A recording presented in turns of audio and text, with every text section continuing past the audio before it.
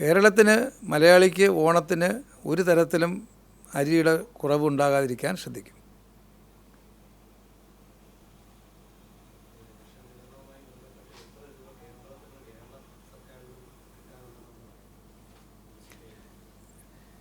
₹1109 കോടി നെല്ല് സംഭരണവുമായി ബന്ധപ്പെട്ട് നമുക്ക് ലഭ്യമാകാനുണ്ട്.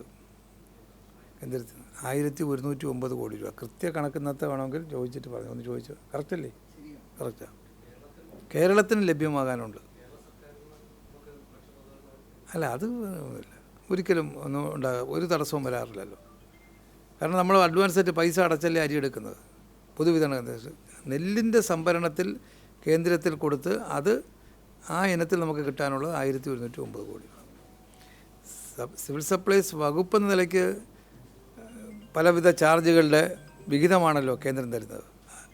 അവർ നിശ്ചയിച്ചിട്ടുള്ള, ഇപ്പോൾ ഉദാഹരണം കയറ്റ് ഇറക്കും ട്രാൻസ്പോർട്ടേഷനുമായി ബന്ധപ്പെട്ട് നിശ്ചയിച്ചിട്ടുള്ള തുകയുടെ, അവർ നിശ്ചയിച്ച തുകയുടെ 50% അവർ തരുന്ന നിലപാടാണ്. അതിലൊന്നും വലിയ കാലതാമസങ്ങളില്ല. എന്നാൽ കേരളം കൊടുക്കുന്നത് ആ 50-ൻ്റെ ബാക്കി 50% അല്ല.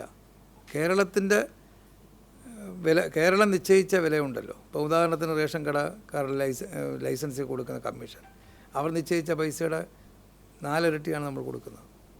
അത് പൂർണ്ണമായിട്ടും കേരളം വഹിക്കുന്നതാണ്. അതിലൊന്നും ഒരു വീഴ്ചയില്ല. അതുകൊണ്ട് അതെല്ലാം കുടിശ്ശിക, അതിൻ്റെ എല്ലാം കുടിശ്ശികയുണ്ട് വിവിധ വകുപ്പുകളിൽ. അതെല്ലാം സപ്ലൈക്കൊക്കെയാണല്ലോ കൊടുക്കുന്നത്, ഗവൺമെൻറ് വകുപ്പിനല്ലല്ലോ തരുന്നത്. സപ്ലൈക്കൊക്കെ ഉണ്ട്. 50 കോടിയിലധികം രൂപ ഇപ്പം ഉച്ചഭക്ഷണത്തിൻ്റെ ഉണ്ട്.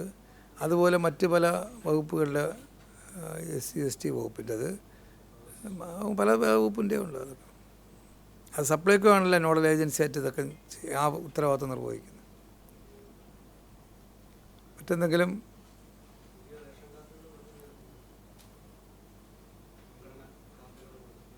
അതിൻ്റെ 40,000 അപേക്ഷ മാത്രമേ വന്നിട്ടുള്ളൂ. അത് പ്രോസസ്സ് ചെയ്യാൻ പറഞ്ഞു. ഇന്നത്തെ 32,000 അപേക്ഷകളാണ് നമ്മുടെ കയ്യിൽ വന്നത്. അത് പ്രോസസ്സ് ചെയ്ത് കൊടുക്കാൻ വേണ്ടി നിർദ്ദേശം കൊടുത്തു. എന്നാൽ ഇനിയുള്ള ഒഴിവിന് വീണ്ടും ആവശ്യമാണെങ്കിൽ, കാരണം 75,000-ഓളം കാർഡിൻ്റെ ഒഴിവ് നമ്മുടെ കൈവശമുണ്ട്. അത് നമുക്ക് കാരണം ഇതിൻ്റെ നടപടിക്രമങ്ങൾ നീണ്ടുപോകാതിരിക്കാൻ വേണ്ടിയാണ് ഇത് പ്രോസസ്സ് ചെയ്യാൻ പറഞ്ഞത്. അത് നമുക്ക് അടുത്ത് വീണ്ടും ആപ്ലിക്കേഷൻ കൊടുക്കാനുള്ള അവസരം കൊടുക്കാം. വെളിച്ചെണ്ണ വില നമ്മൾക്ക് നിയന്ത്രിക്കാൻ കഴിയാത്ത അവസ്ഥയാണ്. കഴിഞ്ഞ 3 മാസക്കാലം സപ്ലൈക്കോ 277 രൂപയ്ക്കാണ് വെളിച്ചെണ്ണ കൊടുത്തിരുന്നത്.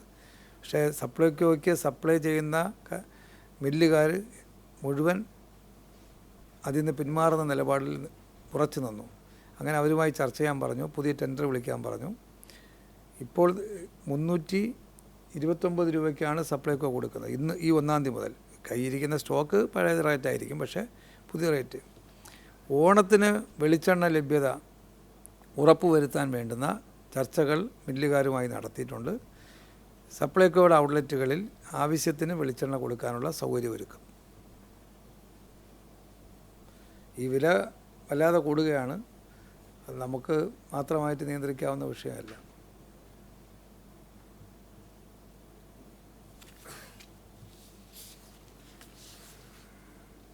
മണ്ണെണ്ണയുടെ വിതരണത്തിന് ഫസ്റ്റ് ക്വാർട്ടറിൽ 75 ലോഡ് എടുത്തു. സെക്കൻഡ് ക്വാർട്ടറിൽ 7 ലോഡ് ഇന്നിപ്പോൾ എടുത്തു. 6,78,634 ലിറ്റർ മണ്ണെണ്ണ കടകളിൽ സ്റ്റോക്കുണ്ട്. അതുകൊണ്ട് കടകളിൽ തടസ്സങ്ങളില്ല. ഇന്ന് അതിൻ്റെ ഒരു മീറ്റിംഗ് ഉണ്ടായിരുന്നു. 7-ാം തീയതി വീണ്ടും മീറ്റിംഗ് വച്ചിട്ടുണ്ട്. അതിൻ്റെ വിതരണത്തിന് ചില അസൗകര്യങ്ങൾ ചില പ്രദേശങ്ങളുണ്ട്. അത് മാറ്റിയെടുക്കാൻ IOC അടക്കമുള്ള കമ്പനികളുമായി ചർച്ച നടത്തുക. അതിനാണ് കത്ത് കൊടുത്ത് സമ്മതിച്ചിട്ടുണ്ട്. നീട്ടിത്തരാമെന്ന് പറഞ്ഞിട്ടുണ്ട്. എന്തായാലും അടുത്ത ക്വാർട്ടറിലെ മണ്ണെണ്ണ എടുത്തു തുടങ്ങി.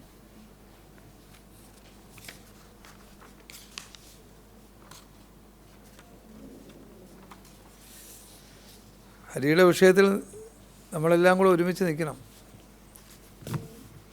നമ്മൾ അവരുടെ ന്യായം കേട്ട് അതിനോടൊപ്പം മാറിപ്പോകരുത്. വലിയ കടുത്ത സമ്മർദ്ദമുണ്ടായ കാലത്താണ് ഇന്ന് നമ്മൾ അനുഭവിക്കുന്ന റേഷൻ കടകളിലൂടെ എല്ലാവർക്കും അരി കിട്ടുന്ന സാഹചര്യം ഉണ്ടായത്.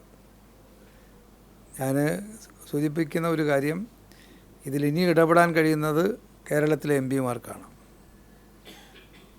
അദ്ദേഹം തന്നെ ചോദിച്ചൊരു ചോദ്യം, NFSA ആക്റ്റിലുള്ളതല്ലേ നടപ്പാക്കാൻ കഴിയുമെന്നാണ് ചോദിച്ചത്. അപ്പോൾ ആവശ്യമാണെങ്കിൽ NFSA ആക്റ്റിൽ കേരള താല്പര്യം മുൻനിർത്തിക്കൊണ്ടുള്ള ഭേദഗതി അടക്കം ആലോചിക്കാൻ MP-മാർ മുൻകൈ എടുക്കണം. MP-മാർ കേരളത്തിന് റേഷൻ കടകളിലൂടെ ഈ അരി നൽകാൻ കഴിയുന്ന നിലപാട് കേന്ദ്രത്തെ കൊണ്ടെടുപ്പിക്കാൻ മുന്നോട്ട് വരണമെന്നാണ് സൂചിപ്പിക്കാനുള്ളത്.